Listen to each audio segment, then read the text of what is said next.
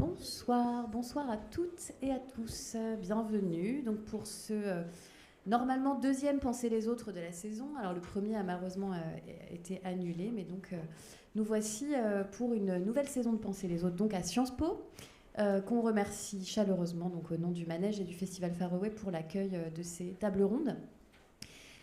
Donc c'est un Penser les autres particulier puisqu'il est dans le cadre du Festival Faroé et que donc on va pouvoir entendre des artistes programmés dans le cadre du festival par différentes structures. Je vais les laisser évidemment se présenter.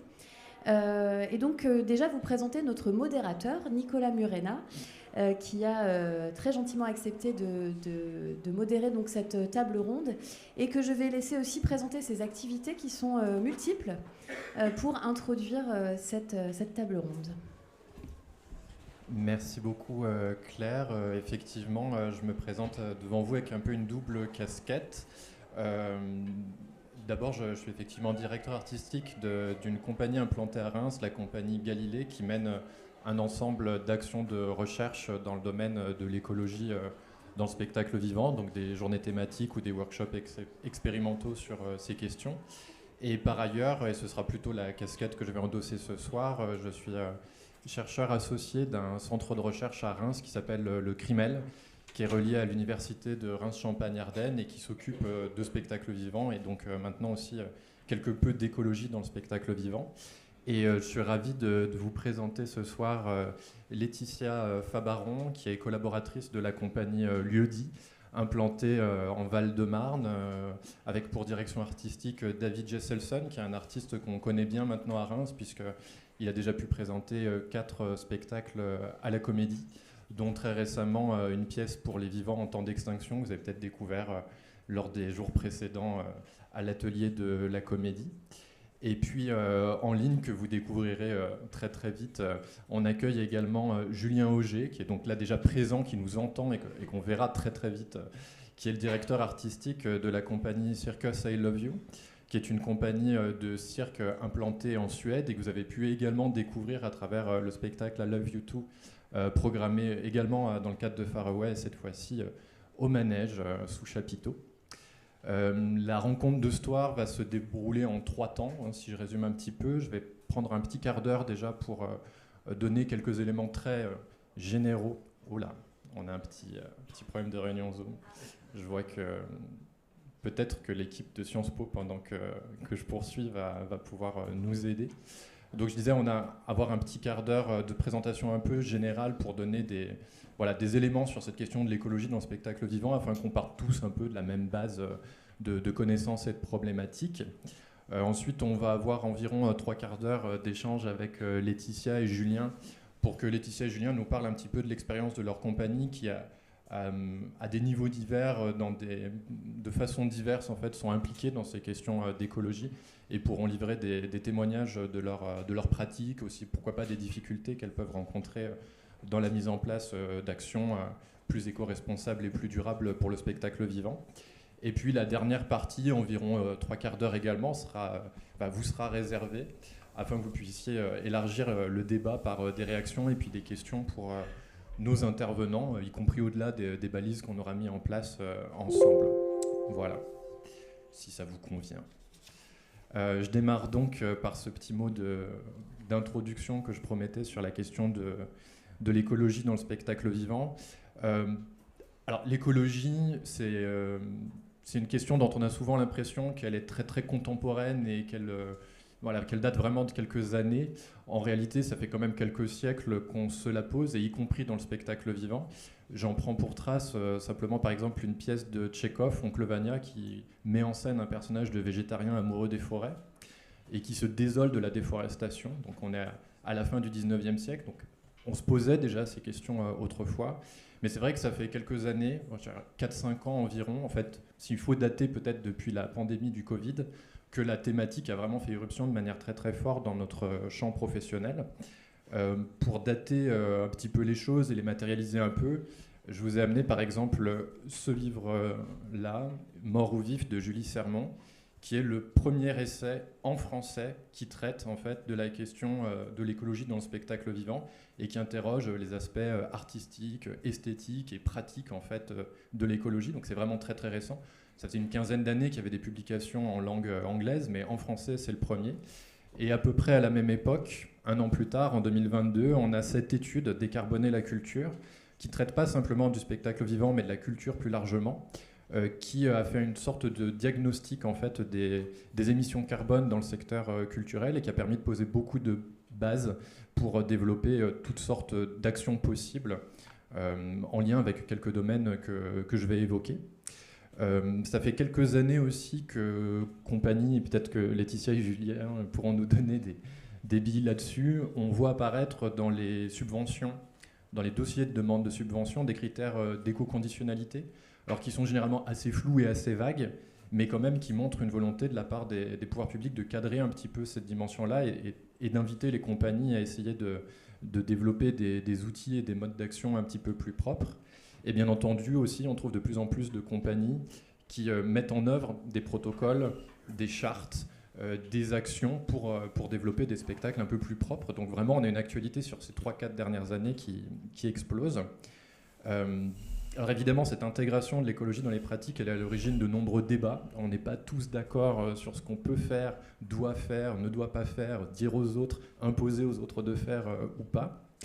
Elle soulève des difficultés, des obstacles, des limites qui souvent vont bien au-delà du simple champ de nos propres compétences ou de notre petit écosystème du spectacle vivant pour toucher plus largement à l'enseignement, aux collectivités, à l'aménagement du territoire, etc.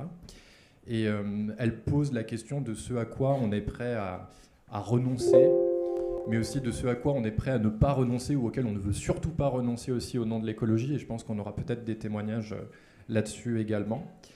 Et je dirais qu'à défaut de pouvoir évoquer tous ces débats, toutes ces questions, on va essayer d'en retenir 4 pour la première moitié de nos échanges que je vous présente maintenant. Et puis peut-être que vous-même, vous pourrez élargir au-delà de ces quatre questions.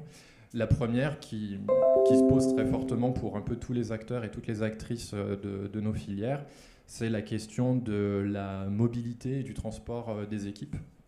Si j'évoque ce point en premier, c'est parce que, comme nous le rappellent les autoristes de cette étude, les mobilités et les transports dans notre champ professionnel, c'est le premier poste d'émission, par exemple, de gaz à effet de serre.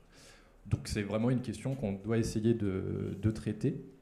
En l'occurrence, quand on parle des mobilités et des transports, le problème est un peu moins celui des équipes artistiques que celui des publics. Parce que matériellement, enfin très simplement, quand on va à un spectacle, en termes de kilomètres parcourus, les publics font plus de kilomètres que les artistes, même s'ils viennent de loin et même s'ils ne peuvent pas tout déplacer nécessairement à vélo ou en train.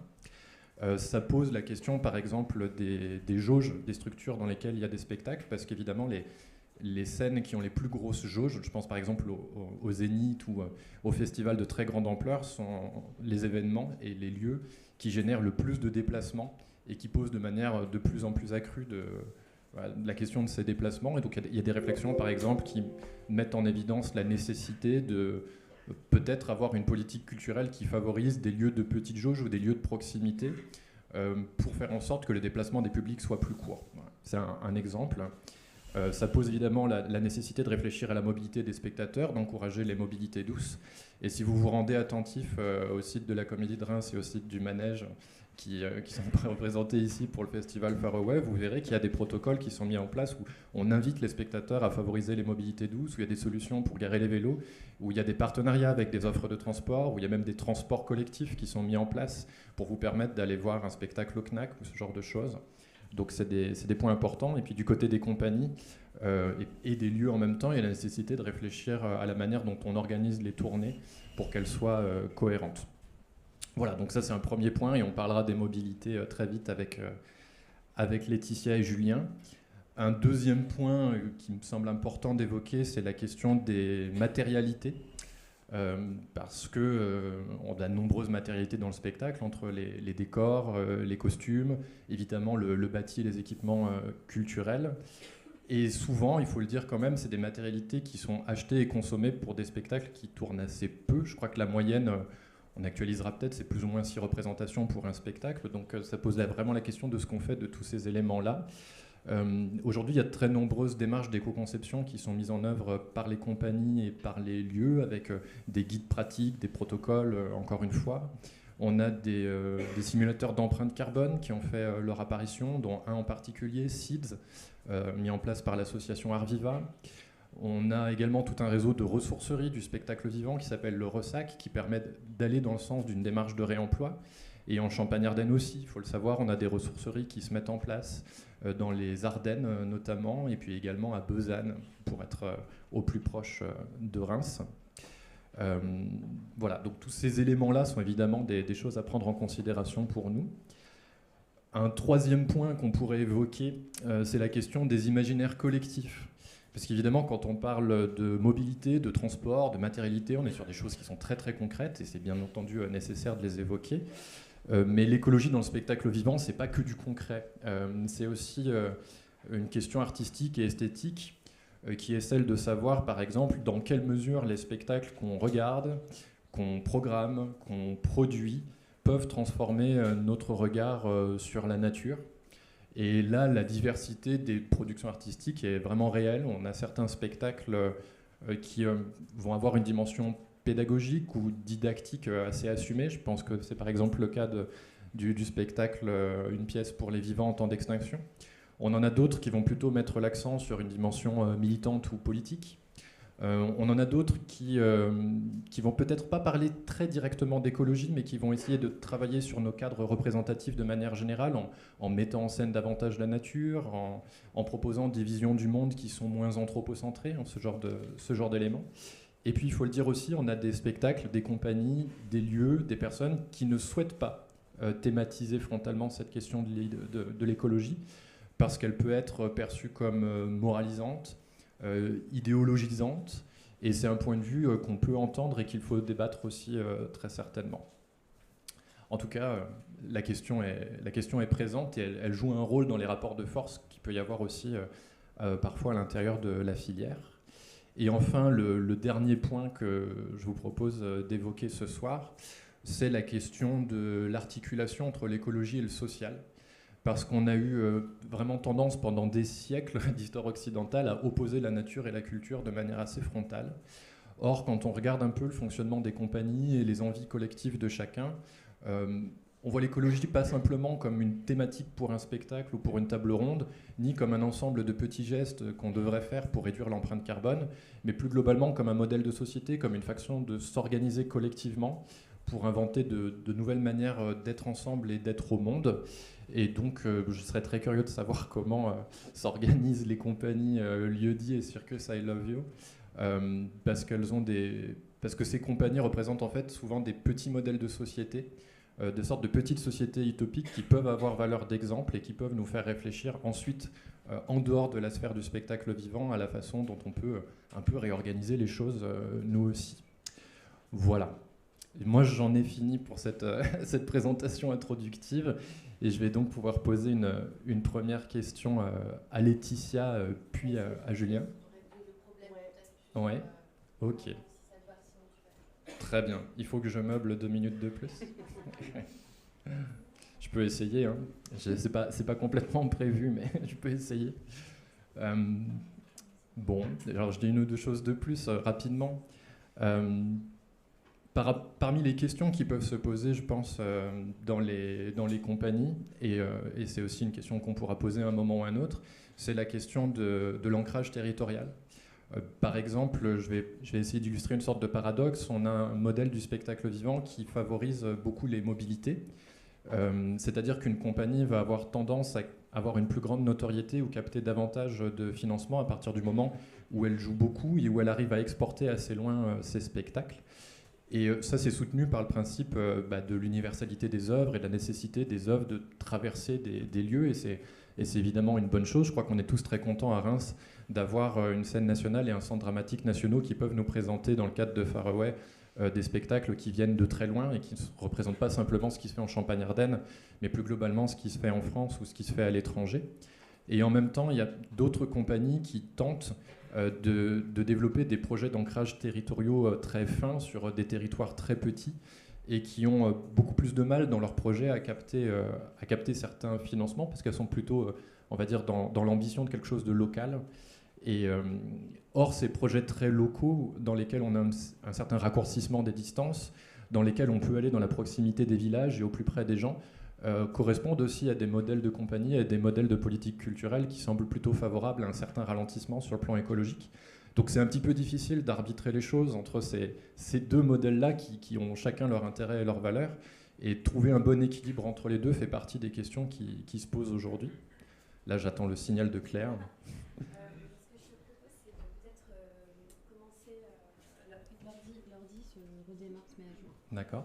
Donc vous pouvez discuter encore un petit peu. On va envoyer un nouveau lien à Julien. Et peut-être, dès que l'ordi est prêt, pouvoir présenter le PowerPoint de Laetitia. Désolée, c'est un peu dans l'autre sens. Très bien. Ben, on va se réadapter. Très bien. Et ben, le premier chapitre portait donc plutôt sur la question des mobilités. En l'occurrence, les compagnies de Laetitia et de Julien sont on peut dire, d'assez grosses compagnies qui ont la possibilité d'organiser des tournées en échelon national ou même international, je crois dans le cas de Julien. Et donc vous êtes pleinement concerné par cette question de l'organisation des tournées, de transport de vos matériaux, etc. Et donc peut-être que Laetitia, tu pourrais nous dire un mot de la façon dont la compagnie Lieu-dit organise ces éléments-là, les pense, essaye de les améliorer, peut-être aussi un peu en lien avec la pièce qu'on a vue ces derniers jours, qui est assez particulière de ce point de vue-là. Oui, donc sur cette question de la mobilité, du coup, donc des projets de la compagnie Lieu-dit, qui est donc dirigée par David Giselson, je vais être un peu son porte-parole là ce soir. Et en tout cas essayer de vous partager comment nous on essaie de réfléchir à cette question-là. Tu l'as nommé, Nicolas, c'est toujours une question qui est un peu un dilemme, comment réfléchir justement à la question de la mobilité, parce qu'on sait bien l'impact que ça peut avoir, notamment sur l'écologie, et en même temps on défend, nous à la compagnie Lieu-dit, la possibilité de la circulation des œuvres. Et donc le fait que c'est important que les œuvres continuent à circuler parce qu'elles permettent de dialoguer, de réfléchir ensemble, de créer du lien, etc.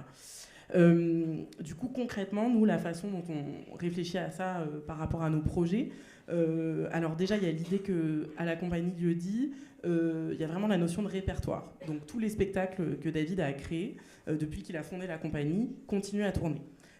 Donc on pense que plus on arrive à faire durer la vie des spectacles, plus ça permet de faire du sens d'un point de vue écologique par rapport à leur création. Et donc on défend la possibilité de, même si un spectacle ne tourne pas pendant 1 année, 2 années, s'il y a un lieu qui est intéressé, on met en place les choses pour permettre cette tournée. Tant qu'évidemment on s'inscrit dans un cadre cohérent. Par exemple, il y a un des spectacles de David où il y a des interprètes afro-américains qui doivent donc venir des États-Unis pour pouvoir le jouer. Ça, c'est un spectacle qu'on ne tourne pas si on n'a pas un minimum de 3 lieux intéressés, parce qu'on ne va pas faire prendre l'avion à 3 interprètes pour une date. Donc voilà, on essaye de réfléchir comme ça, de mutualiser le plus possible les lieux de tournée pour être dans des zones communes, pour mutualiser donc à la fois le transport des équipes et les transports des corps. Après, c'est plus compliqué parce que ça ne dépend pas que de nous. En fait, c'est aussi lié aux conversations qu'on peut avoir avec les lieux qui décident de nous programmer. Et donc, les lieux qui veulent nous programmer, la cohérence géographique, elle ne nous appartient pas nécessairement, même si c'est quelque chose qu'on essaye de défendre le plus possible. Et ensuite, on essaye de développer de plus en plus la possibilité de la recréation de nos spectacles. Donc sans nécessairement que l'intégralité de l'équipe artistique se déplace. Pour vous donner un exemple concret, David a créé un spectacle qui s'appelle Dorine en 2016, qui est un spectacle qui a beaucoup tourné. Et en avril prochain, il va aller le recréer à Taïwan avec une équipe taïwanaise. Et donc, de l'équipe originale, il n'y a que David qui va prendre l'avion, qui va aller passer un mois à Taïwan, faire des répétitions. Il y a des interprètes taïwanais qui ont été engagés. L'équipe taïwanaise a travaillé avec notre équipe de collaborateurs et de collaboratrices qui est donc restée en France. Il y a eu de multiples Zooms pour discuter, pour réfléchir à la recréation du décor, pour faire une passation de création de lumière, parce que c'est vraiment le spectacle que David a pu créer en France, qu'il va recréer donc à Taïwan avec des interprètes taïwanais. Et donc on essaye de plus en plus de développer ce dispositif-là. Ça signifie pas nécessairement pour nous que personne ne se déplace. Dans ce cas-ci, David est allé à Taïwan faire des auditions et là il y retourne en avril, mais ce n'est pas l'intégralité de l'équipe et on essaye de mettre ça en relation avec la possibilité de faire d'autres rendez-vous, de parler de nos autres projets, toujours dans une idée de mutualisation des dates. Il y a quelques compagnies qui se sont mis à refuser le fait de... Ah, ben voilà, on peut vous présenter Julien qui apparaît. On va te donner la parole tout de suite, Julien, si tu nous entends. Alors, je vous entends très bien, mais par contre, il va falloir me remettre dans le contexte parce que ça fait bien 10 minutes que je suis hors ligne. Ok, donc on te présente et on te remet dans le contexte, Julien. Donc, Julien, directeur artistique et artiste circassien de la compagnie Circus I Love You. On venait tout juste, Julien, de finir la présentation introductive et de poser une première question sur les mobilités. Donc Laetitia vient de nous expliquer comment fonctionnait la compagnie Lieu-dit dans un effort de mutualiser les dates, de rendre les tournées le plus cohérentes possible et même de recréer à l'international certains spectacles plutôt que déplacer les artistes. Et on pourrait te demander à ton tour, peut-être, ou tu veux ajouter quelque chose ? Non. tu peux tout à fait. On pourrait te demander à ton tour, Julien, comment vous gérez cette question dans votre compagnie, puisque la compagnie est particulièrement mobile et a de nombreuses dates à l'international. Donc, est-ce que des choses sont pensées par rapport au transport spécifiquement ou par rapport aux mobilités ? Et peut-être que je peux essayer de mettre le diaporama que tu as préparé pendant que tu commences à répondre à la question. Alors nous, c'est clair que vu qu'on est un cirque qui tourne avec un chapiteau, la mobilité, c'est un peu le point clé de notre impact écologique. Et du coup, c'est sûr qu'on essaye d'y travailler un max, pouvoir optimiser un maximum les tournées pour essayer un maximum de ne pas partir dans tous les sens. Là, vous voyez, vous avez une petite vidéo que j'ai faite des villes. Ça, c'était notre tournée 2023, peut-être, il me semble. Non, 2024, ici. Et on n'y arrive pas toujours, hein. Mais on essaye de notre mieux. Et une des méthodes un peu fondamentales que je pense qui est particulière à notre compagnie, c'est qu'on a 3 moments de diffusion. On a un moment de diffusion où en fait, que je vais appeler un peu la diffusion de spectacles vivants un peu traditionnels, où on essaye de faire venir des programmateurs et des programmatrices pour voir notre travail, pour que potentiellement ils soient convaincus et que potentiellement ils nous programment dans leur saison ou dans leur festival. Et un deuxième temps en fait de diffusion où il s'agit du coup de voir en fait quel tracé sur la carte ces premières personnes, enfin ces premiers festivals, ces premiers lieux qui nous invitent, quel tracé ils font sur la carte, et pour voir en fait par rapport à notre agenda s'il y a une semaine de vide en fait qui se trouve entre un point A et un point B, et ben on va chercher plus spécifiquement à cet endroit-là, entre le point A et le point B, s'il n'y a pas moyen du coup de faire une implantation pour une semaine, parce que nous on travaille à chaque fois sur des implantations qui font une semaine minimum. La plupart du temps c'est une semaine, parfois 2, rarement 3. Et du coup voilà, si on a une semaine de libre en fait, on essaye de trouver sur la carte un endroit et on essaye de joindre des acteurs des acteurs culturels qui sont pas forcément les premiers dans notre viseur, c'est-à-dire c'est souvent des acteurs culturels qui n'auront pas les moyens, par exemple, de nous faire venir et avec qui on va justement dire, voilà, on est dans un moment où on mutualise du coup des frais de transport, du coup on va réussir à y arriver, peut-être au niveau des sous et tout ça. Et après, on a un troisième moment de diffusion qui consiste à faire ce qu'on appelle de l'autoproduction. C'est-à-dire que vu que le chapiteau, c'est une salle de spectacle, et ben nous-mêmes, on peut être organisateur d'événements. Et du coup, en fait, si avec notre deuxième vague, on n'a pas trouvé de gens qui étaient sur notre chemin, du coup, on décide nous-mêmes de contacter une municipalité et d'organiser un événement en direct à un endroit où on n'a aucune encre territoriale. Voilà. Ça, c'est un peu notre principale stratégie pour essayer d'optimiser en fait, pour faire le moins de trajets possible. Après, nous, on a quand même beaucoup enfin, vous avez vu sur les images et tout ça, on a quand même beaucoup de machines qui boivent du diesel pas mal. On a 3 poids lourds en tournée et on est. Alors, ça dépend des équipes. On a aussi des convois légers et on a aussi un chariot télescopique que vous avez pu voir en photo qui nous sert pendant les montages et démontages.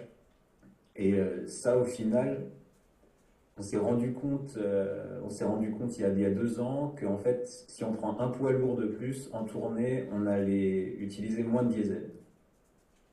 Alors ça, comment ça se fait? En fait, c'est simplement que vu qu'on habite en tournée, c'est-à-dire qu'on a dans un campement, comme vous pouvez voir sur les images, en fait, chacun a sa caravane et tout ça. Et en fait, en ayant un poids lourd de plus, ça nous a permis de construire, d'aménager 4 chambres en fait dans ce poids lourd. Et les 4 chambres, en fait, ça fait qu'on a 4 convois légers en moins et que du coup, on a une sensation, quand on arrive avec tous nos poids lourds, on a une sensation de oh mon Dieu, mais ils sont dans un contexte de catastrophe écologique. Et à la fois, en fait, nous, ça nous permet de faire une forme d'optimisation. C'est-à-dire qu'avec moins de convois légers, bah, on a des convois poids lourds et aussi ça nous permet, dans les chargements, déchargements, tout ça, le fait d'avoir un poids lourd en plus, ça permet aussi de respecter un peu mieux le droit du travail et la sécurité au travail. Tout ça, c'est pas mal. Voilà, là on voit les images de nos camions. Et alors, nous, un peu le mot d'ordre, la clé pour accéder à un système le plus écolo possible, c'est l'optimisation, quoi. Et après, le piège, c'est le paradoxe de Jevons. Je sais pas si on a la référence, qui dit qu'en fait, une fois le plus on optimise et le plus on a tendance à utiliser des ressources. C'est-à-dire qu'en fait, l'idée, c'est que le plus on va optimiser par exemple l'énergie, le plus on va avoir tendance à utiliser d'énergie en quantité. Et du coup, en termes d'écologie, bah, c'est pas un super bon calcul. Du coup, nous, on est parti sur le truc de défendre un peu un système de simplicité volontaire dans notre mode de vie. Et du coup, de vivre dans des espaces qui sont petits et du coup d'avoir besoin de peu de choses et voilà. Et ça, c'est un peu notre façon d'essayer de contrecarrer justement cette tendance à utiliser toujours plus de ressources au moment où les ressources sont optimisées. Et on n'y arrive pas toujours à pas se faire avoir. Ça nous arrive quand même plusieurs fois un endroit où on optimise, bah, du coup, par exemple, quand on optimise de l'espace, à un moment, ça crée un vide et ça donne envie d'amener des choses en plus. qui du coup, plus on va amener de choses, plus on va se rendre compte que il va falloir en fait avoir plus de véhicules en tournée, ce genre de choses. Mais, euh, mais en tout cas, on essaye d'y penser sacrément, on essaye d'être au contact de cette question et de ce paradoxe, et on essaye de pas trop se faire avoir. Merci Julien. Je vais poser une deuxième question à laquelle tu vas pouvoir peut-être répondre en premier, parce que j'ai l'impression que ça se complète, et puis Laetitia pourra nous en dire davantage par rapport à la compagnie Lieu-dit. C'est la question des matérialités qu'on évoquait en introduction pendant que tu ne nous entendais plus. Et on le voit bien sur le diaporama, le spectacle vivant, c'est un domaine parmi d'autres, hein, bien entendu, mais qui charrie de nombreuses matérialités. Avec les décors. Alors les décors peut-être un peu moins dans le cirque, mais beaucoup plus au théâtre. Les costumes, les accessoires, pour le cirque, les agrès, le chapiteau. Pour les lieux en dur, évidemment, on a aussi des matérialités qui sont très fortes. Est-ce que dans vos compagnies respectives, Julien, Laetitia, vous avez réussi au fil du temps, au fil de l'aventure de vos compagnies, à mettre en place des éléments, des protocoles ou des expérimentations en termes d'éco-conception ou ce genre de choses-là qui vous permettent d'avoir des matériaux plus durables ou qui durent plus longtemps ou qui, d'une manière générale, permettent de réduire un petit peu la part de l'empreinte carbone qui sont liées à nos matérialités. Alors, moi, j'ai une réponse qui est. Alors, c'est pas moi, c'est pas notre compagnie, clairement, qui a fait cette démarche, mais euh, pour moi, c'est quand même assez clair que la tournée d'un cirque sous un chapiteau, c'est pas quelque chose de nouveau, et c'est déjà, en fait, en soi, il y a une nécessité d'optimisation qui est énorme. Et du coup, nous, on s'inspire beaucoup du cirque traditionnel et de leur méthode de tournée vis-à-vis de ça. Parce que, en fait, et c'est pas forcément que le cirque traditionnel, en fait, a optimisé dans un but écologique à la base. Je pense, alors c'est peut-être juste mon jugement, mais j'ai la sensation que ça a été plutôt avec des contraintes économiques que le cirque traditionnel s'est mis à faire de l'optimisation au niveau de la logistique et de la conception, du poids des matériaux et tout ça. Mais au final, ça se recoupe presque automatiquement, quoi.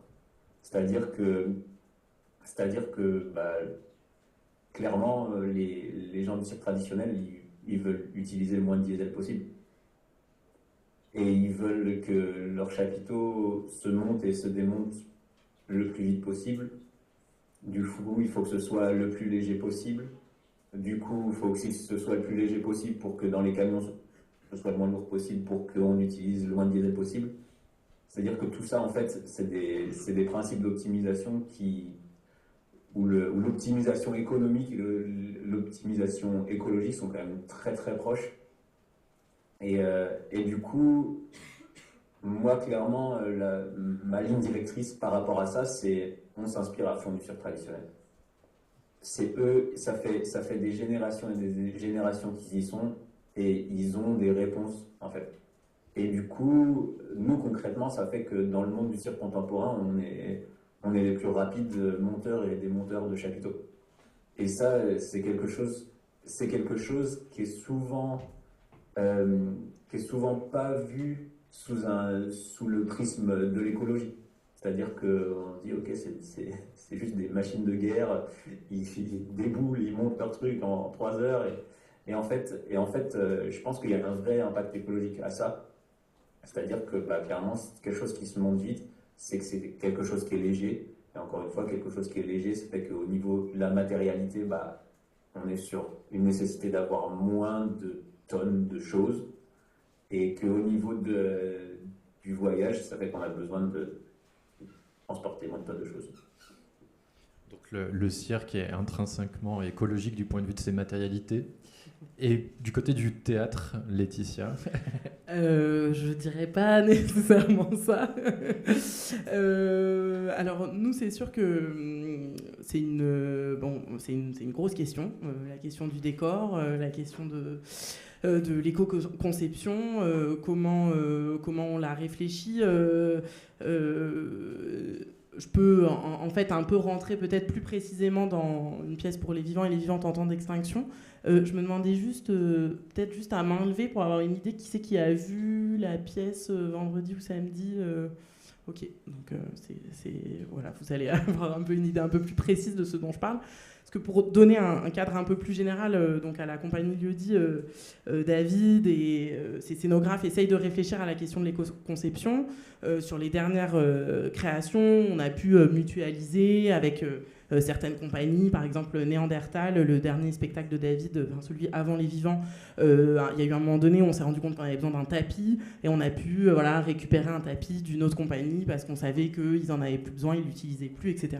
Donc on a réussi à le faire à certains endroits, mais il y a eu quand même de la construction de décors, etc. Là, c'est quelque chose que David veut continuer à explorer dans ses prochains projets notamment. On a eu, par exemple, des premières périodes de résidence sur ses prochains projets où il a pris des anciens éléments de décor pour essayer de valoriser au maximum ce qu'on a déjà, l'existant, qui peut exister pour d'autres créations, qui peut être transmis. Voilà. Après, le projet avec lequel on s'est vraiment posé cette question de la façon la plus frontale, c'est donc une pièce pour les vivants et les vivantes en temps d'extinction.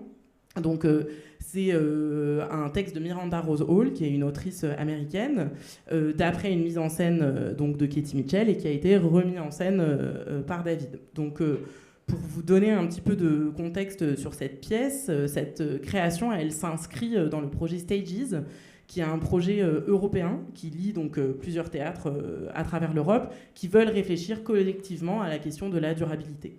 C'est un projet qui a été lancé par le théâtre de Vidy-Lausanne et Katie Mitchell a été impliquée dès le début dans ces réflexions.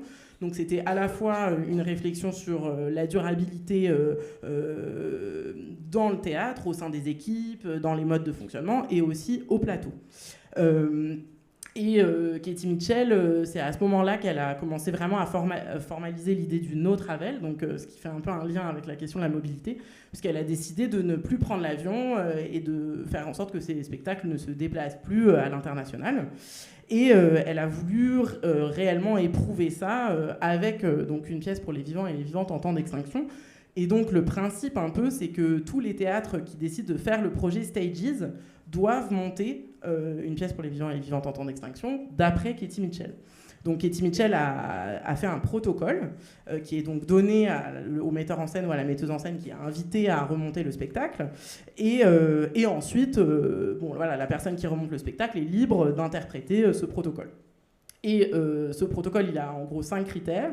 Donc le premier critère, c'est que le monologue doit être joué par une femme. Le deuxième critère, c'est que le monologue doit être joué par une femme racisée. Le troisième, c'est que le spectacle ne doit pas être branché au réseau électrique général du théâtre.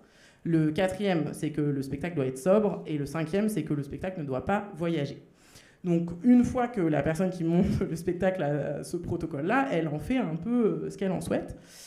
Et donc là, ce que vous voyez à l'image, c'est la version créée par Katie Mitchell au théâtre de Vidy-Lausanne. Donc, qui est donc le plus gros enjeu de ce protocole, le plus technique, c'est la question du branchement au réseau électrique.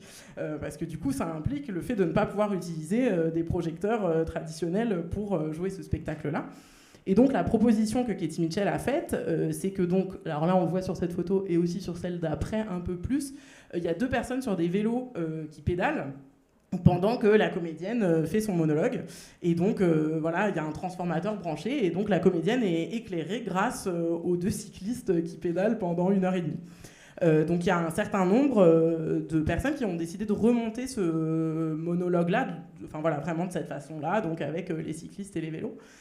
Et c'est vrai que David donc, a été invité par Hortense Archambault et la MC93 à recréer, donc, d'après Katie Mitchell, ce spectacle-là en mars dernier. Et en fait, lui et nous, les collaborateurs, collaboratrices, il y avait quelque chose qui ne nous convenait pas complètement dans cette idée de vélo et de transformateur. Si en réfléchissant à la question de la sobriété écologique, parce qu'on s'est dit, bon, on va acheter un transformateur, c'est bien, mais c'est construit à des milliers de kilomètres. Enfin voilà, en fait, si on veut être cohérent, on veut essayer d'aller au bout de cette problématique-là, et en sachant qu'il fallait jouer, enfin voilà, dans une vraie salle de théâtre, parce qu'on aurait aussi pu jouer en extérieur ce monologue et on n'aurait pas eu de problème d'éclairage. Donc enfin voilà, il y a les arts de rue qui font tout un tas de créations et on leur donne pas nécessairement le label écologique, alors que bon voilà, par essence, ça n'utilise pas d'électricité. Voilà, donc David a voulu partir dans une autre direction. Alors il y avait cette chose-là, et il y avait une autre chose avec laquelle on n'était pas complètement en accord avec le protocole de Katie Mitchell, qui fait un peu un lien avec notre première question.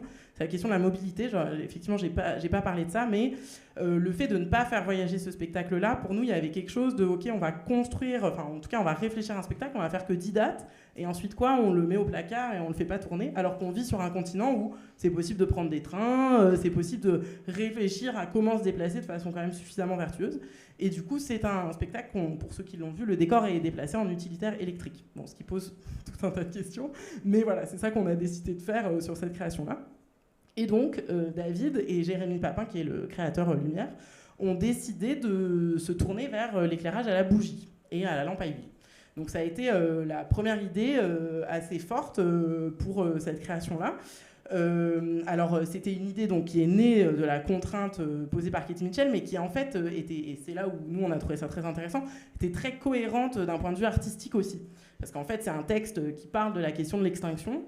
C'est une femme au plateau qui partage toutes les extinctions qu'a pu connaître l'humanité.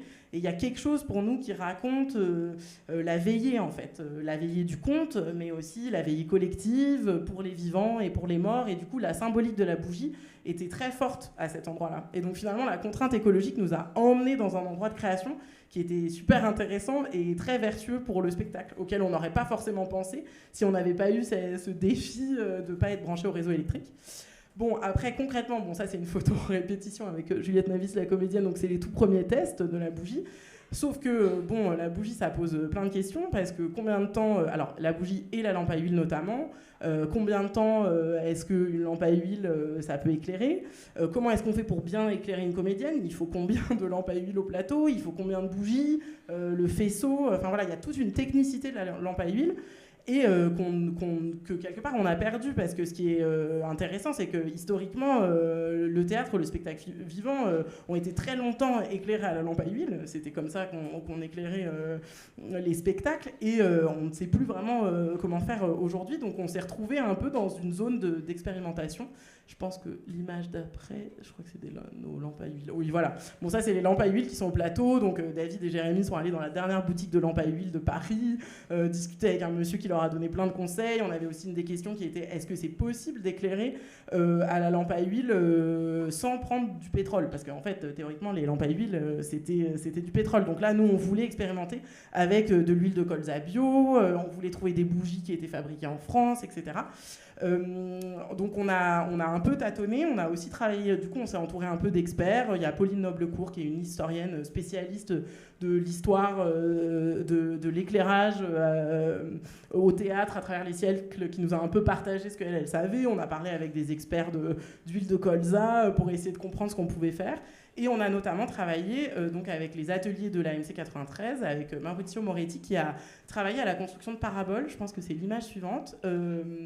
Voilà, il a du coup réfléchi à la possibilité qu'on construise des espèces de paraboles qui permettaient de grossir le faisceau lumineux, parce que du coup c'est vraiment des espèces de... On a réinventé des projecteurs, mais des projecteurs qui n'étaient pas branchés au réseau électrique. Donc voilà, là c'est les schémas de Maurizio. Donc sur ces projecteurs, c'est des espèces de projecteurs en bois. Je pense qu'on le voit sur l'autre photo. Alors voilà, ça c'est donc après, une fois qu'ils ont été sortis de l'atelier de construction. Donc il y a des miroirs qui sont collés au bois pour permettre de refléter de façon vraiment plus importante l'image et la lumière. Et donc ça c'est ce qu'on a réussi à faire. Après en fait on s'est retrouvé aussi face à tout un tas d'impasses, et notamment en fait le fait d'être dans un éclairage avec purement de l'huile de colza. En fait, quand on a fait les premiers tests, très rapidement, au bout de 25-30 minutes de spectacle, il n'y avait quasiment plus de lumière et on voyait rien au plateau. Et donc, bon, ce qui est quand même assez compliqué quand ce qu'on essaie de faire, c'est un spectacle de théâtre.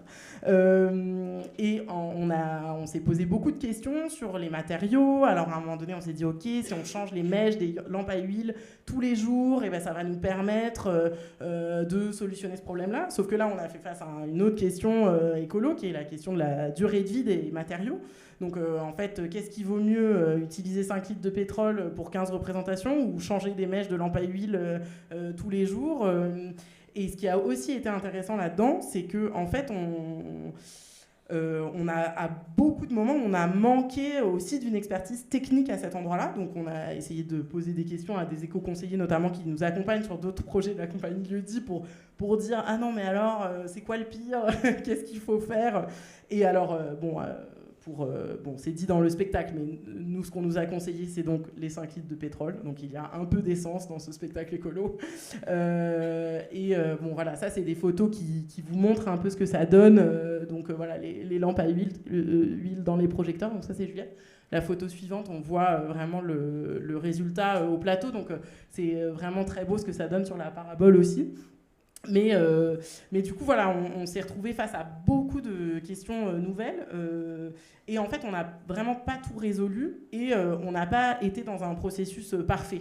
Je ne peux pas vous dire « Ah, on a tout compris avec cette création-là » et c'est hyper facile de faire des spectacles 100% sobres et bas carbone. On aurait aimé avoir plus de temps pour mesurer, réfléchir, pour savoir exactement ce que chacun des choix qu'on faisait impliquait. Parce que, enfin voilà, il y a aussi, on s'est rendu compte qu'on manquait vachement d'informations, en plus de manquer d'une expertise sur qu'est-ce que ça implique d'éclairer à la bougie au théâtre. Et donc voilà, à l'avant, il y a plein de petites bougies, il y a des bougies qui sont éclairées au plateau, et il y a donc plein de paraboles avec des lampes à huile.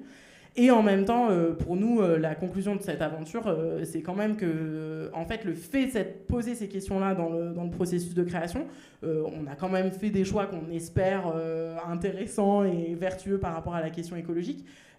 Mais surtout, ça a nourri en fait énormément le sens de ce qu'on défendait au plateau et de la façon de faire des créations. Et c'est sûr que pour David, dans la suite de son parcours, ça va changer quelque chose, le fait de s'être posé aussi radicalement cette question sur une création de façon contrainte, hein, puisqu'il répondait à une commande. Voilà. Et voilà, bon, maintenant, il veut mettre des paraboles partout. Donc, voilà. Voilà. C'est que David Jesselson disait en bord plateau lors de l'une des représentations à l'atelier qu'il n'y avait pas de création sans empreinte carbone. Parce que forcément, on va générer des matérialités, des déplacements, etc. Ouais. Et que la question pour lui, c'était plutôt d'avoir expérimenté pour savoir ensuite à quoi il consent, à quoi il ne consent pas et réorienter un peu son geste artistique. Sur cette question de ce qu'on consent à faire ou pas, il y a un élément qui vous différencie beaucoup avec Julien, donc c'est le quart d'heure polémique de la table ronde. C'est la question de savoir si on peut, doit ou pas thématiser frontalement la question de l'écologie. Il y a dans les spectacles, je veux dire, il y a des personnes qui vont dire que faire un spectacle qui parle d'écologie, c'est extrêmement barbant. Qu'on en a assez, que c'est moralisateur, et c'est vrai que des spectateurs ou des personnes peuvent se trouver en situation d'être confrontés, bousculés, déplacés sur ces questions-là. Et puis il y a plein de manières de traiter la question de l'écologie sur un plateau, pas forcément de façon didactique ou pédagogique d'ailleurs. Donc je voulais vous demander un petit peu à tous les deux, alors pourquoi avoir fait le choix, pourquoi avoir accepté un texte aussi frontal qui est quasiment scientifique et didactique, et pourquoi au contraire, Julien, dans la compagnie Circus I Love You, il y a le choix de ne pas parler de sujets qui fâchent, dont le sujet de l'écologie. Peut-être on commence... qui veut commencer? Qui lance la première banderille? Moi j'aime bien y aller. Ouais, ok. Nous, on a clairement décidé de traiter de l'écologie de façon subliminale, c'est-à-dire qu'on essaye de faire en sorte que les gens ne se rendent pas compte qu'il y a un sujet, Et je peux donner par exemple un exemple très précis qui est qu'à l'entrée du cirque, on vend des crêpes. C'est des crêpes véganes et on l'écrit pas sur le menu que c'est des crêpes véganes. Et mon point de vue par rapport à ça, c'est que je pense que si on écrivait sur le menu crêpes véganes, on serait dans une forme d'exclusion d'une partie de la population. C'est-à-dire qu'il y a des gens qui vont, d'une part, penser, alors il y a le côté le goût, ils vont se dire, ah, c'est peut-être pas aussi bon, voilà. Alors que là, personne ne s'est jamais plaint de nos crêpes.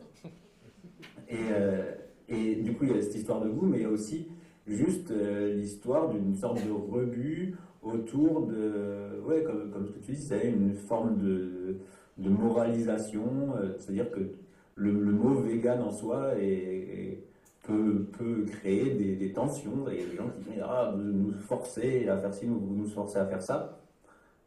Or, en soi, le fait de manger vegan ne force personne, et le fait de faire des crêpes vegan ne force personne à les acheter, à les manger ou même à les aimer. Et c'est pour ça que, en tout cas, moi, dans la façon dont je vois ça, c'est très important de rester au niveau subliminal, d'autant plus que le cirque en lui-même, c'est un outil de fédération. Ça met les gens de toute classe sociale, de toute vie différente se retrouvent sous un chapiteau de cirque, et je pense que c'est important que ça fasse partie des contraintes avec lesquelles on crée quand on fait du cirque sous chapiteau. Merci. Alors là, je trouve ça pas si simple de répondre parce que je suis pas David, donc je vais partager ce que j'ai l'impression que ça a pu impliquer pour lui cette création.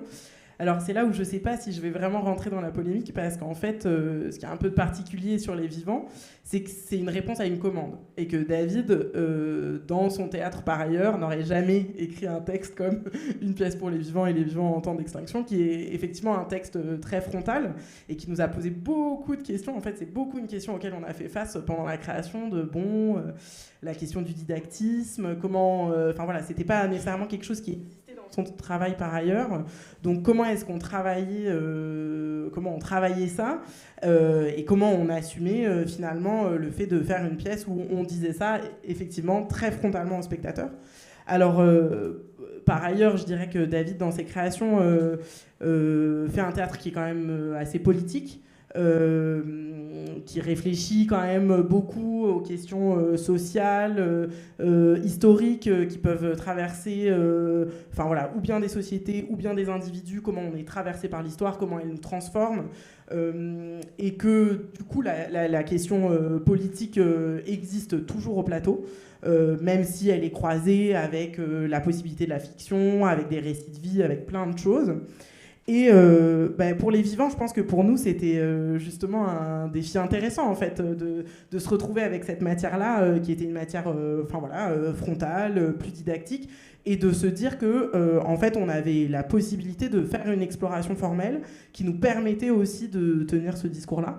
En fait, des fois, on est surpris on a eu plein de très très très belles réactions en jouant ce spectacle, aussi de comment on a pu donner accès à un discours en fait, qui peut parfois nous paraître évident à nous quand on est très informé des questions écologiques, mais on a eu aussi beaucoup de retours de spectateurs, de spectatrices, de public qui... c'est un spectacle qui parle des extinctions de masse, donc cette espèce de recul sur le rapport à l'extinction dans la vie de la Terre, la vie de la planète, la question de l'extinction actuelle est pas forcément autant conscientisée par tout le monde de la même façon.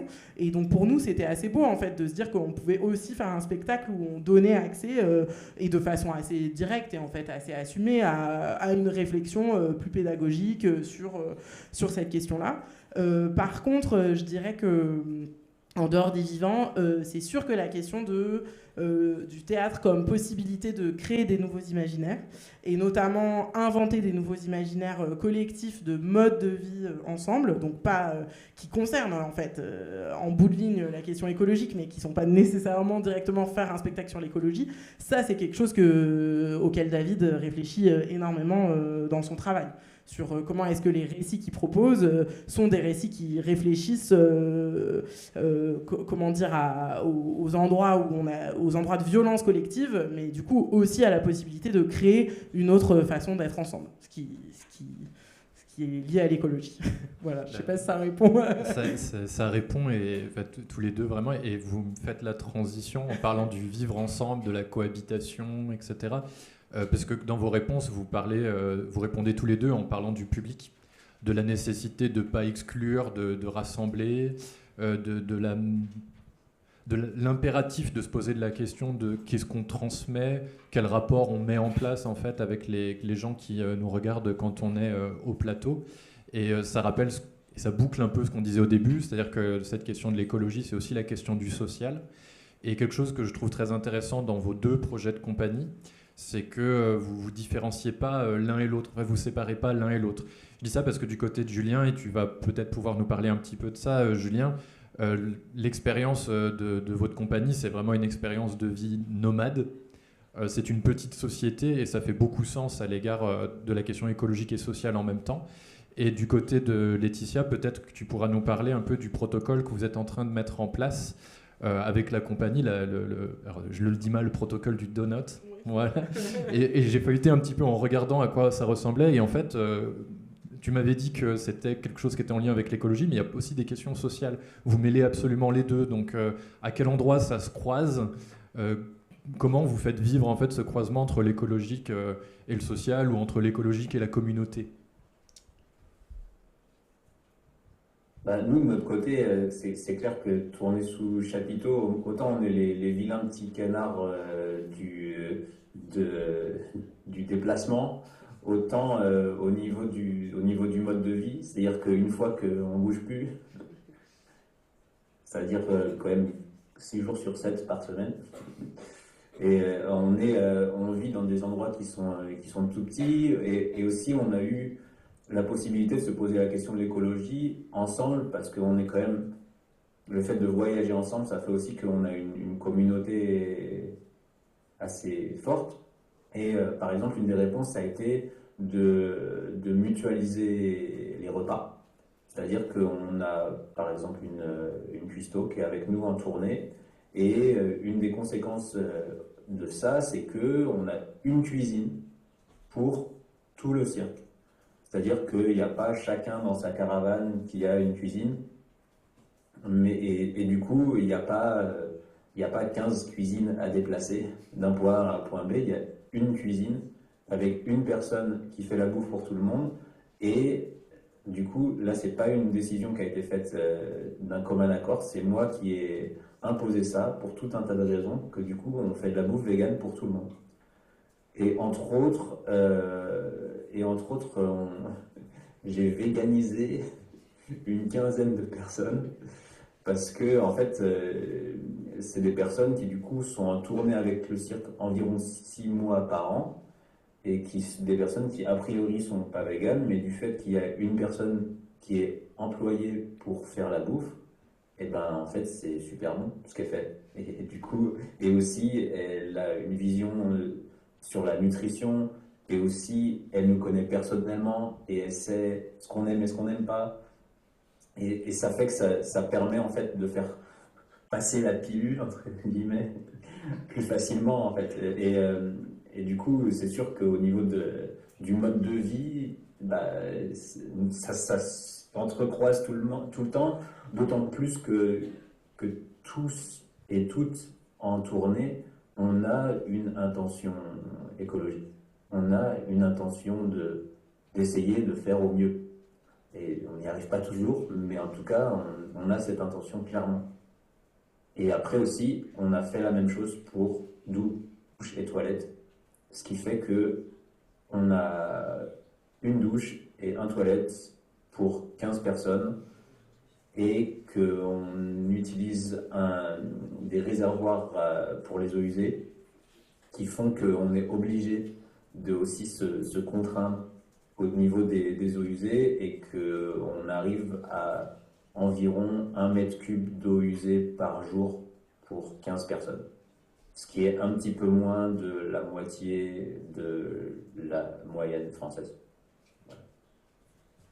Ouais, ça rappelle que la vie en collectif est beaucoup plus sobre que la vie de sédentaire où à 2 ou à 3 personnes dans un appartement, en fait, on multiplie les objets et les besoins et les consommations.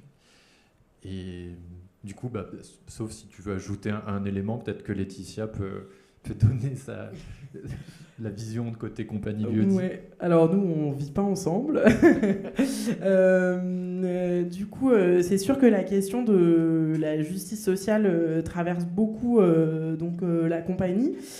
Parce que, enfin voilà, il n'y a pas d'écologie sans justice sociale et c'est sûr que depuis le début, c'est une question qui existe sur comment concrètement intégrer cet enjeu. Et en fait, alors depuis longtemps, ça passe par des réflexions sur la question de la rémunération, sur la question des conditions de tournée, du confort en tournée, du travail collectif, du travail en création. Bon, ça a toujours un peu innervé la compagnie. Donc on est une compagnie, on n'est pas un collectif. C'est vraiment une compagnie qui est dirigée par David, qui est le directeur artistique, et Noura Serrour, qui est la directrice générale.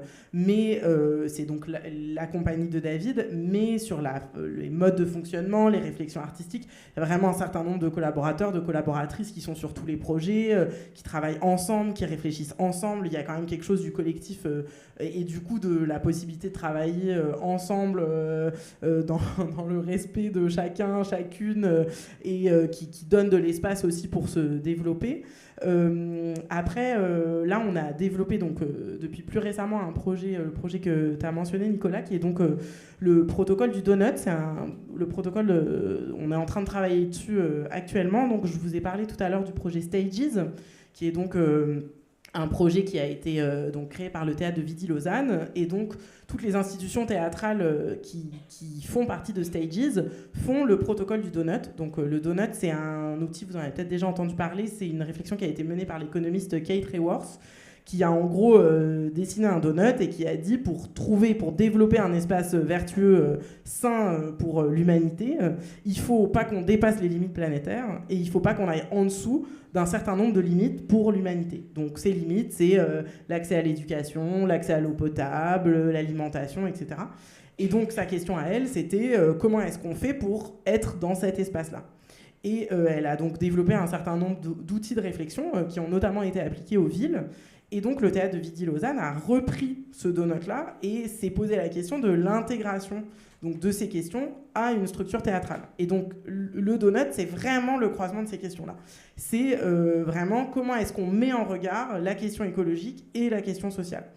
Et donc nous, à la compagnie Lieu-dit, on travaille à l'adaptation de ce protocole, mais pour les équipes artistiques. Parce qu'en fait, on s'est dit, si les théâtres font ça de leur côté, c'est bien, mais en fait, cet écosystème-là, il est composé de plein d'autres cadres, et notamment des artistes, des équipes artistiques. Et du coup, on est en train de... Alors, pour l'instant, je ne peux pas vraiment vous partager les conclusions, parce qu'en fait, on a fait toute l'adaptation du protocole, donc on a vraiment pris l'outil tel qu'il avait été pensé pour les théâtres, et on l'a transféré aux compagnies, parce qu'on n'a pas les mêmes questions.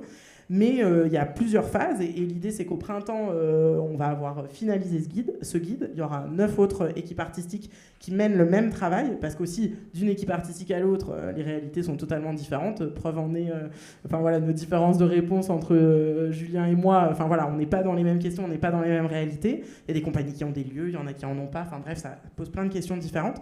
Et on va sortir un protocole en libre accès au printemps prochain.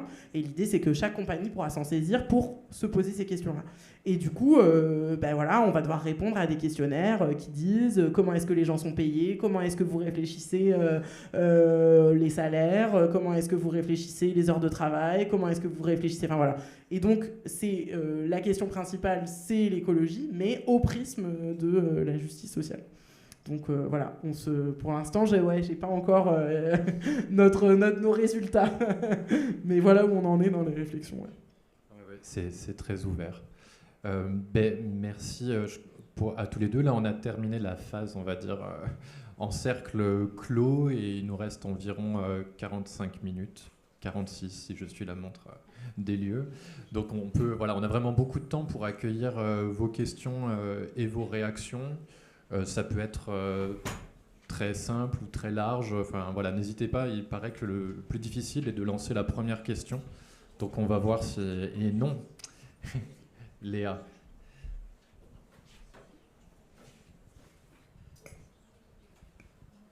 Je me demandais, pour le spectacle, une pièce pour les vivants et les vivantes en temps d'extinction. Vous aviez du coup parlé de bougies et je me demandais au niveau sécurité, tout ça, comment ça se passe? Est-ce qu'il faut du coup du personnel en plus ou plus de sécurité? Je me demandais. Ouais, tout à fait. Alors en fait, ça, le protocole, on le détermine un peu avec chacun des lieux où on va jouer. Par exemple, alors il y a sur le côté du plateau, il y a des espèces de seaux avec de l'eau et des serpillères qui sont posées au cas où il y a un incendie qui démarre. Souvent, il y a un pompier supplémentaire qui peut être présent aussi pour veiller au risque incendie. Donc ça se discute. En fait, nous, on l'inscrit dans notre fiche technique. Bon, c'est très clair pour les lieux qui nous programment que c'est un spectacle à la bougie. Et ensuite, ça dépend aussi des protocoles des lieux qui nous accueillent.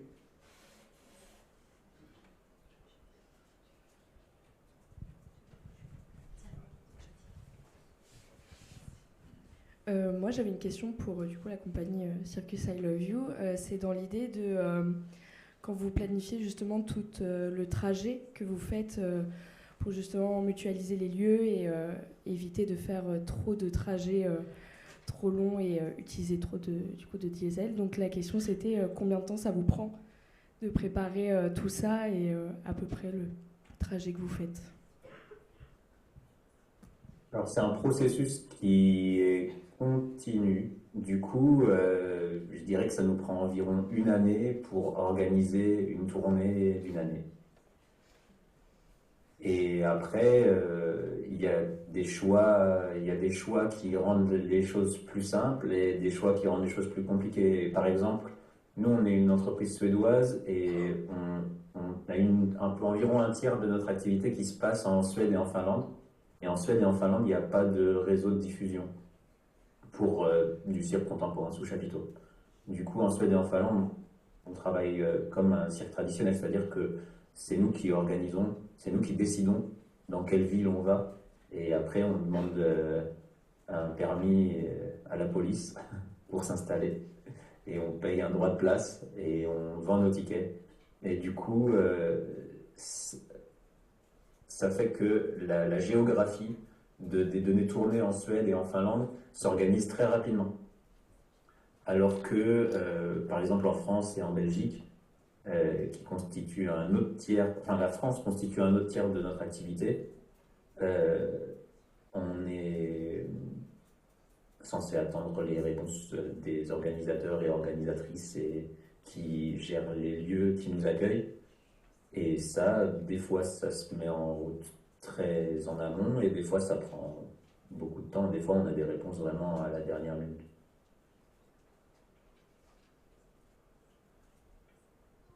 Voilà. Merci Julien. Il ne nous voit pas alors. Est-ce qu'il y a encore d'autres questions ?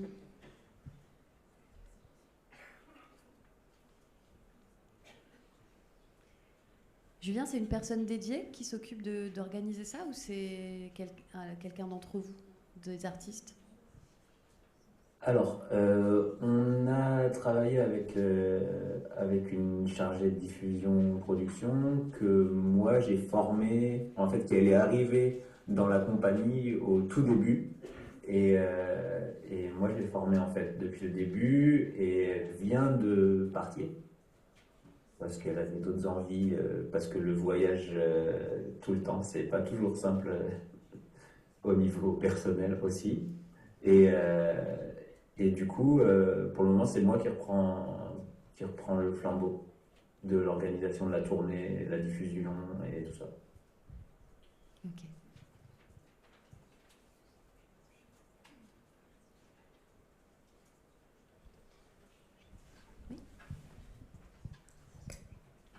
Oui, j'ai une question aussi sur le chapiteau, la question du chauffage, par exemple. Comment ça se gère et se réfléchit aujourd'hui? Alors, la question du chauffage, ça c'est une question intéressante parce qu'on en a parlé l'autre jour avec Nicolas, où il avait mentionné l'idée de... Parce que concrètement, ce qui se passe, c'est qu'on a des grosses souffleries qui soufflent de l'air chaud et dans 95% des cas, il s'agit de souffleries qui marchent au diesel ou au fioul. Et dans 5% des cas, à chaque fois qu'on va jouer en Suisse, c'est des souffleries qui sont au bois. C'est-à-dire qu'ils brûlent du bois et en fait, c'est de plus en plus en Suisse, il y a les lois en fait interdisent les souffleries au fioul. Et voilà, mais du coup, il y a eu la question, Nicolas avait posé la question l'autre jour de l'isolation dans un chapiteau, comment on fait, quoi. Et du coup, à ça, moi j'avais répondu que bah ouais, l'isolation, en fait, c'est un problème de. Enfin, c'est une solution de sédentaire.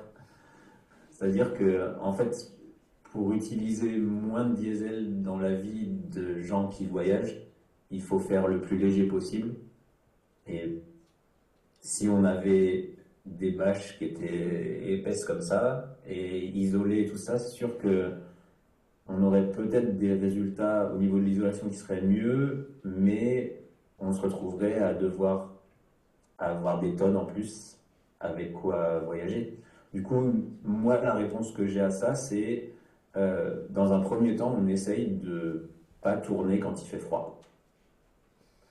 Et ça, par exemple, notre présence au festival Far West est un peu une exception. Et là, on fait une micro-tournée d'hiver avec Circus I Love You. Et ouais, c'est un peu une exception.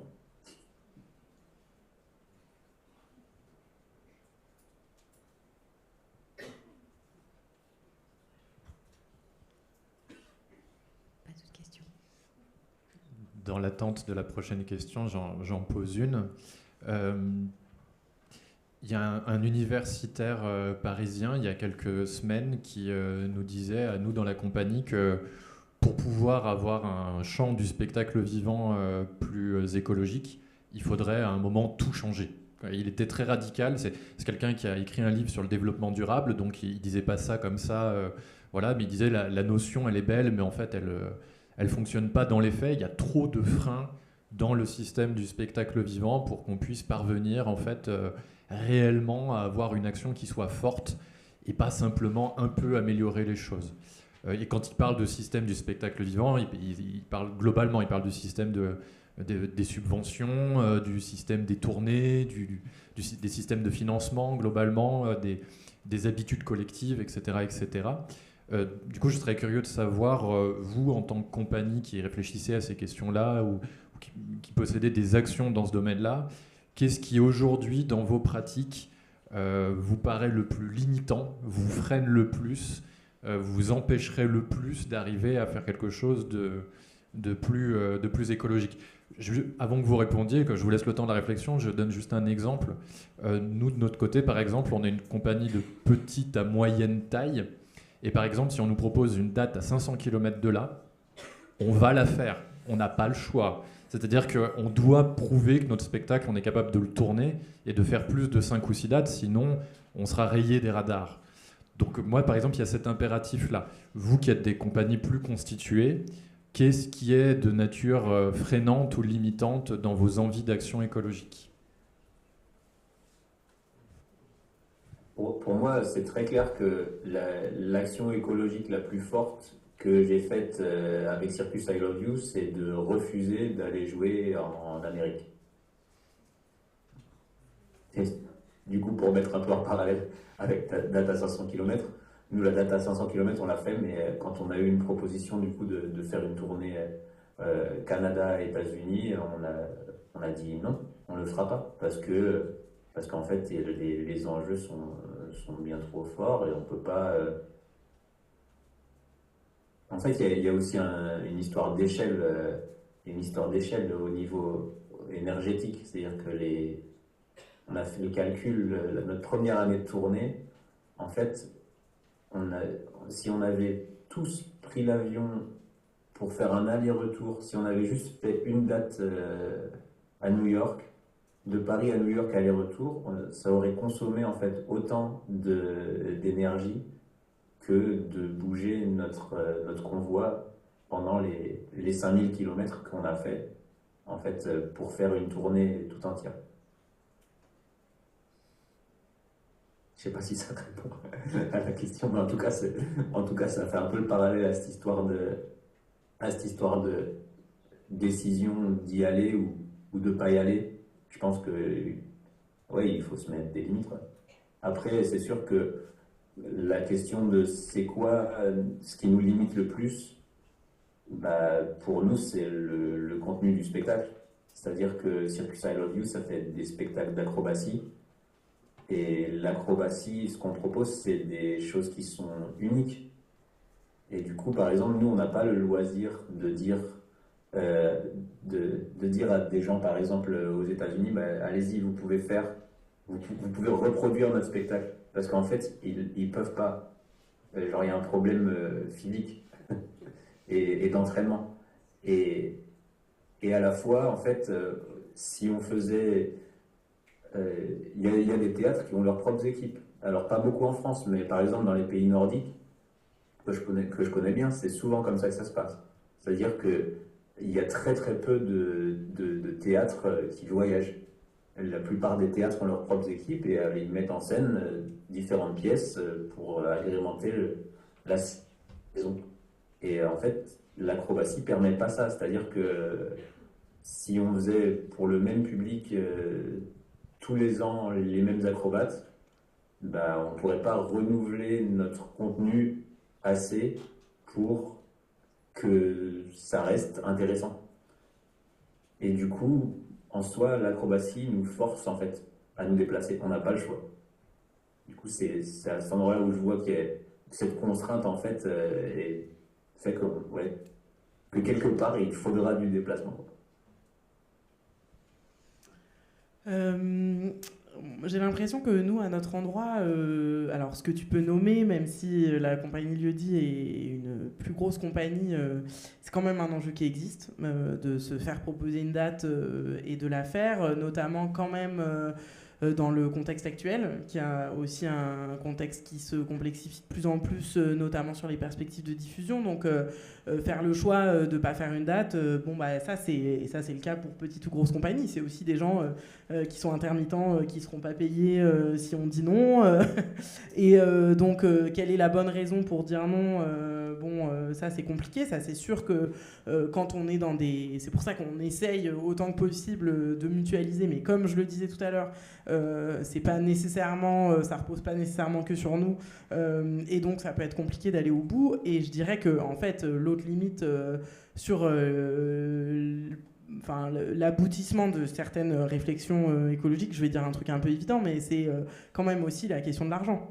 C'est-à-dire que si on veut tourner Néandertal, qui est une grosse forme, avec 16 personnes en tournée, et qu'on décide que voilà, on est programmé, j'en sais rien, dans l'Est de l'Europe, et qu'on dit ok, nous on veut que tout le monde y aille en train, ce qui serait cohérent avec la charte écologique que la compagnie a, ça c'est un coût pour les lieux qui est beaucoup plus important.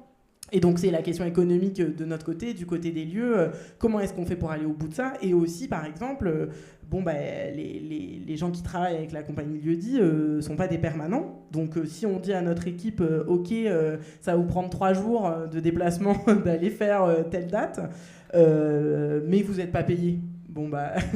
Les gens avec qui on travaille sont intermittents, travaillent aussi avec d'autres projets, donc ça pose des questions de rémunération. Comment est-ce qu'on fait pour intégrer ça au budget de production, pour le défendre auprès des structures avec qui on travaille en disant en fait ça c'est aussi important que le temps de la création, mais ça fait exploser les frais annexes. On est dans un contexte où il y a de moins en moins d'argent, donc c'est hyper compliqué à résoudre. Et c'est sûr que par exemple la question des artistes très établis qui ont pu prendre la décision de dire on arrête totalement de tournée, on fait que de la recréation, etc.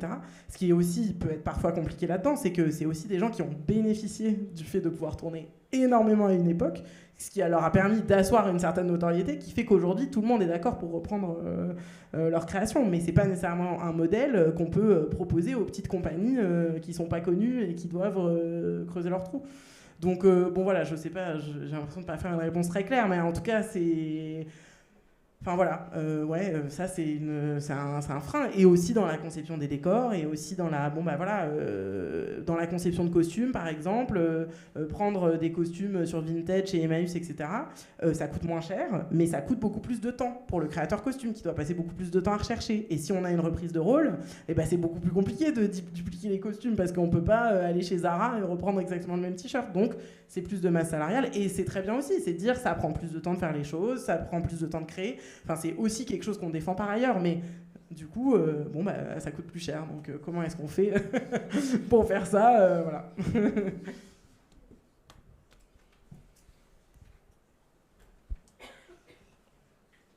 Est-ce que vous avez des questions encore ? Là, il y a le chapitre de l'économie qui a été ouvert. Il y a beaucoup de choses à dire, par exemple. Oui ?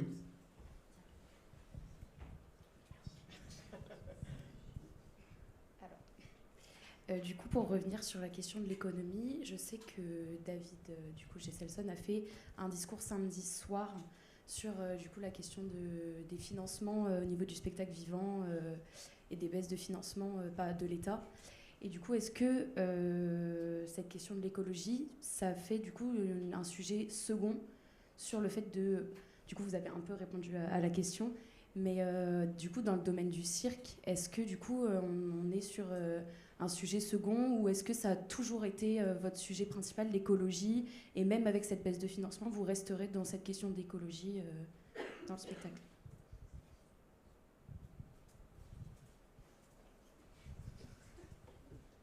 Alors, pour nous, c'est très clair que, comme je disais auparavant, que l'économie et l'écologie sont complètement liés parce qu'il s'agit d'optimisation.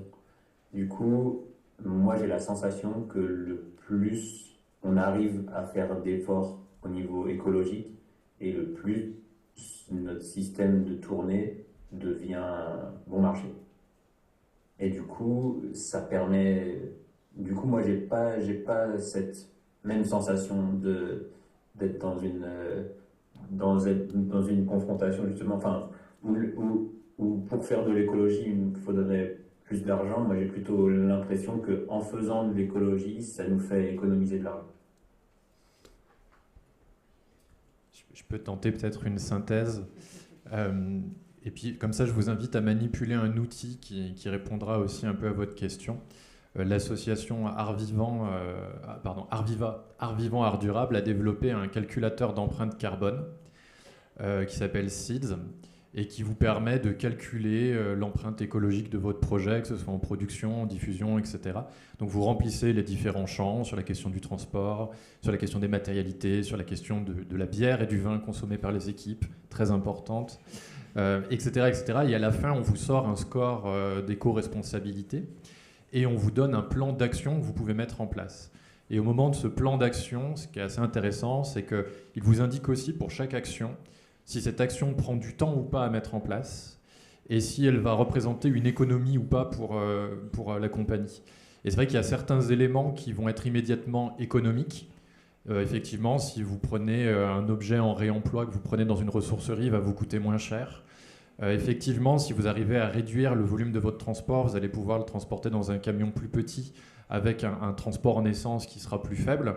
Mais inversement, ce que disait Laetitia, désolé, mais qui est, je trouve, complètement décisif, c'est la question du temps que ça rajoute de concevoir tout ça. Par exemple, le protocole du donut que mettait en avant Laetitia, il indique à chaque fois combien de temps on met pour décider ensemble collectivement de ce qu'on va faire. Et on voit qu'en fait, c'est des heures passées en équipe à discuter de comment on va améliorer les choses. Monter une tournée cohérente, ça prend plus de temps qu'une tournée pas cohérente. Éco-concevoir un décor, pour plein de raisons, ça prend beaucoup plus de temps. Parce qu'il faut identifier les stocks de matériaux, parce qu'il faut construire à partir du matériau d'origine, pour plein de raisons, etc.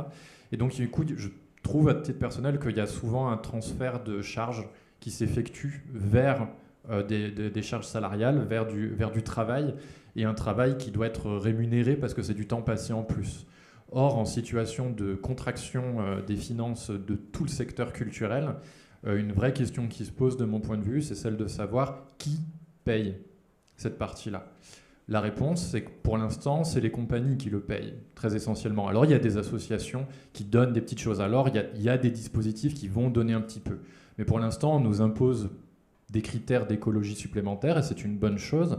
Mais le temps passé, c'est beaucoup du temps non rémunéré quand on n'a pas le moyen de le faire pour être plus vert.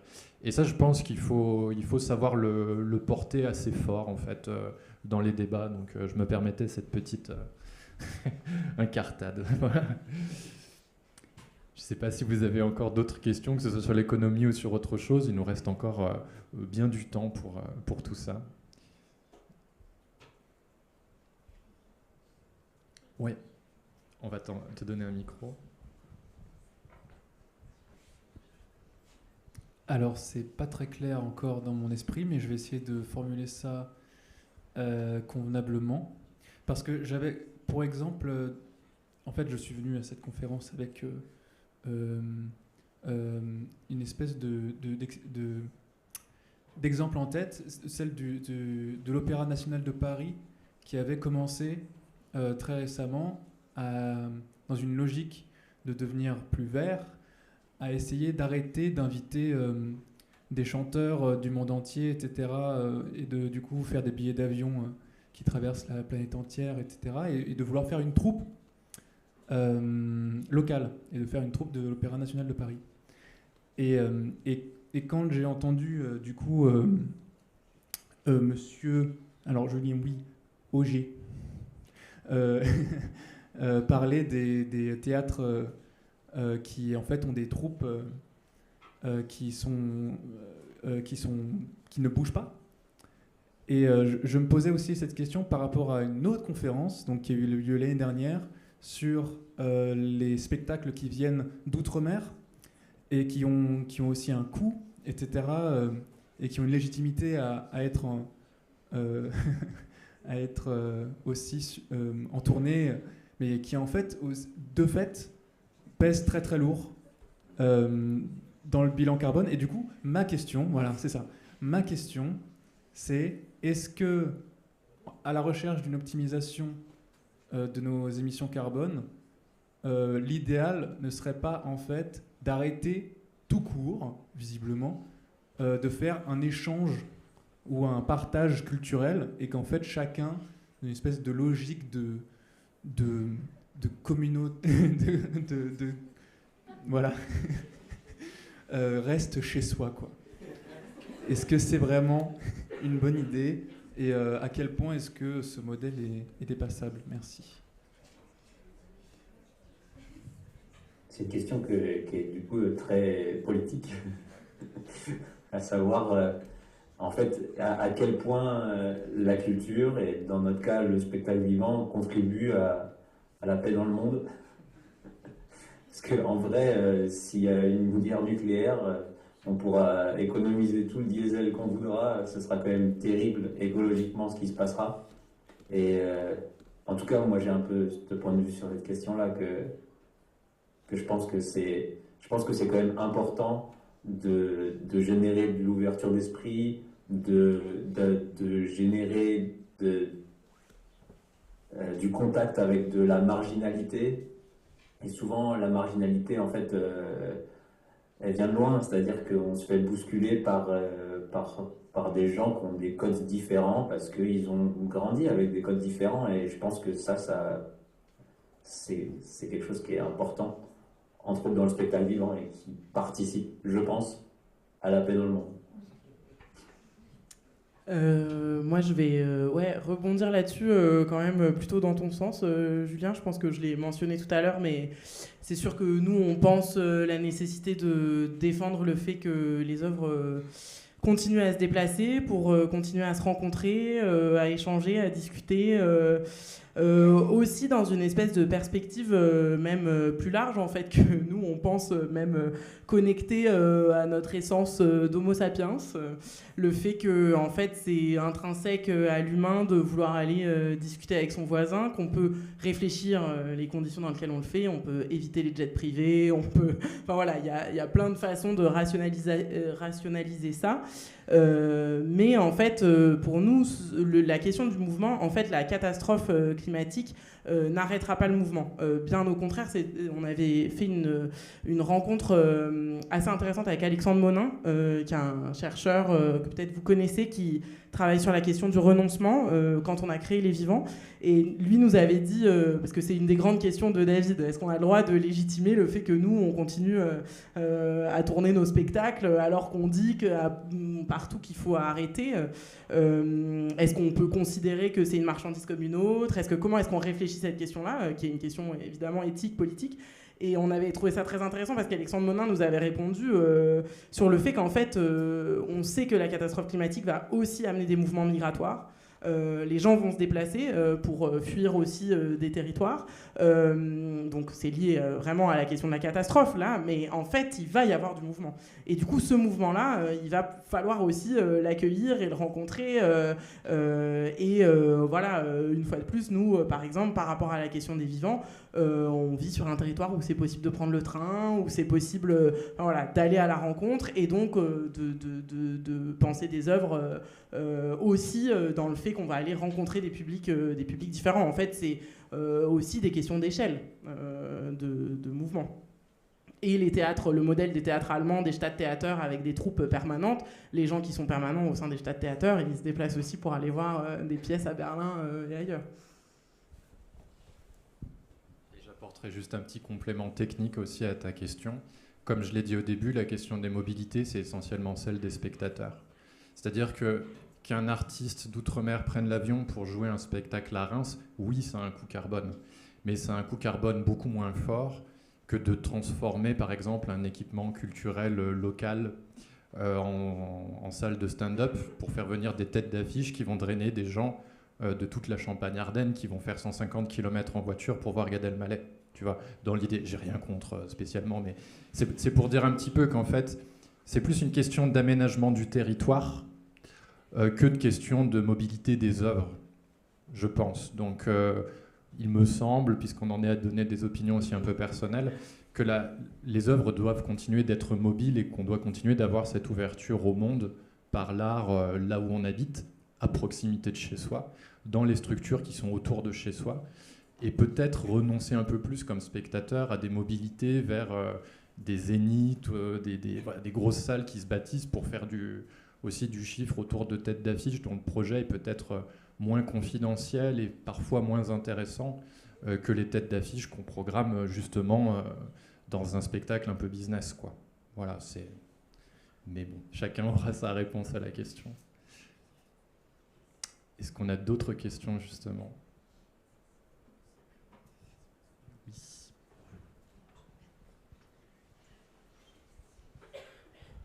Alors bonsoir, ma question serait sur le thème du renoncement.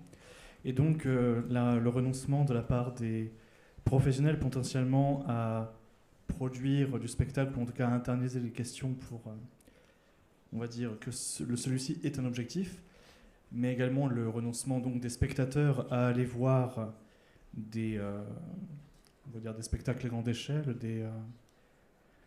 comme vous disiez, des grandes têtes d'affiche. Où est-ce que ça en est ? Est-ce qu'il y a des chiffres qui existent sur cette conscientisation du renoncement vis-à-vis du grand public ? Alors, très rapidement, oui, il y a des chiffres. Je ne suis pas le mieux placé pour en parler. Mais non, je crois qu'en fait, on a encore une augmentation des jauges des grands festivals.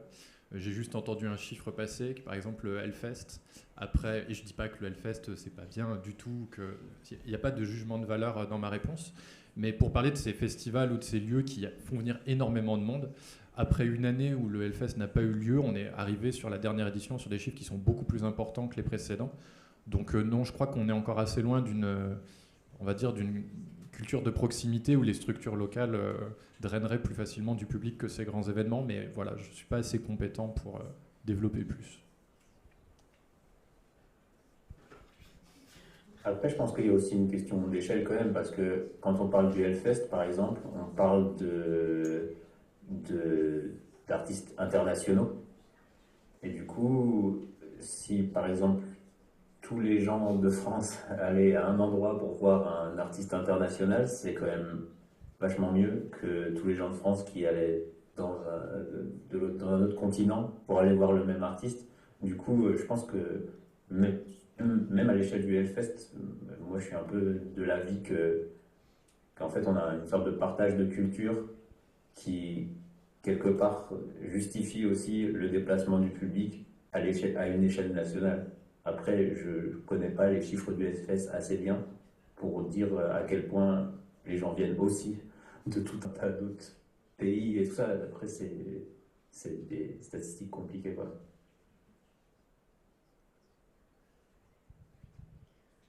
Cette question, moi, je trouve intéressante aussi pour... vous avez certainement entendu parler du groupe Chaka Ponk, qui a beaucoup parlé de ses arrêts, d'arrêter de faire des tournées, etc. Puis en réalité, c'est un groupe qui n'a fait que drainer justement des salles de plus en plus grosses.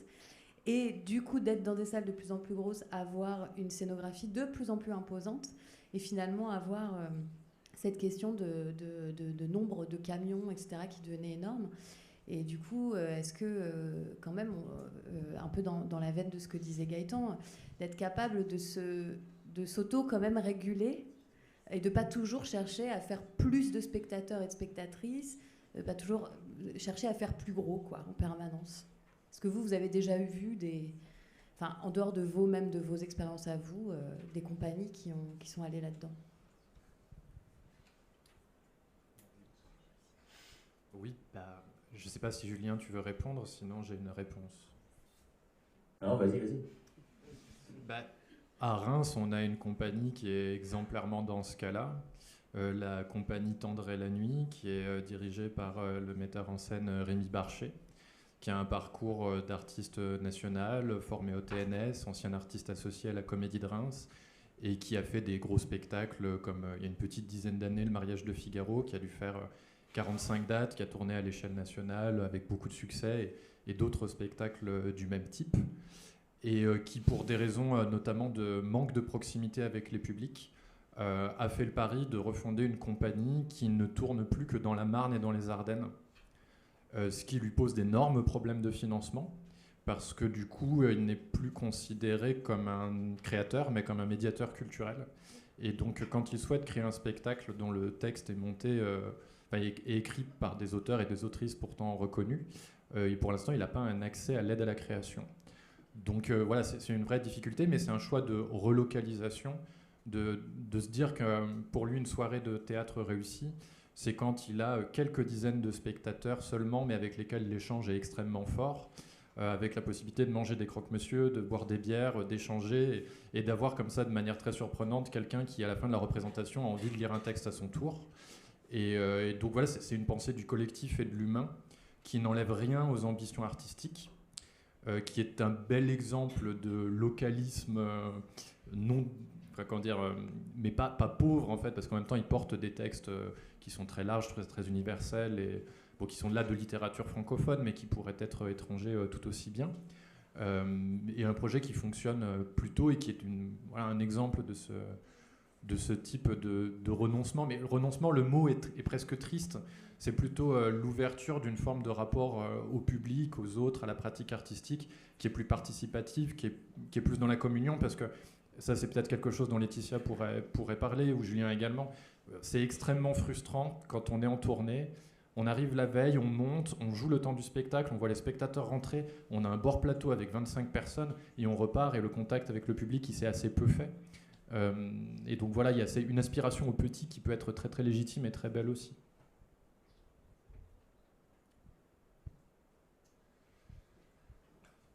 Merci. Est-ce qu'il y aurait une dernière question peut-être?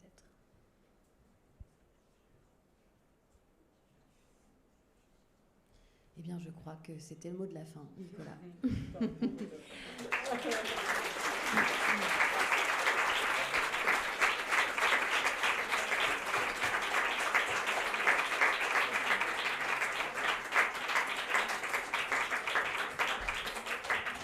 Un grand merci donc à tous les trois. Hein, Julien, désolé encore des problématiques techniques, mais on a réussi à avoir une très belle connexion avec toi par la suite. Merci Nicolas, merci Laetitia. Merci à vous pour vos questions très intéressantes. Faraway continue toute la semaine. N'hésitez pas à venir aux différents rendez-vous. Bonne soirée à toutes et à tous.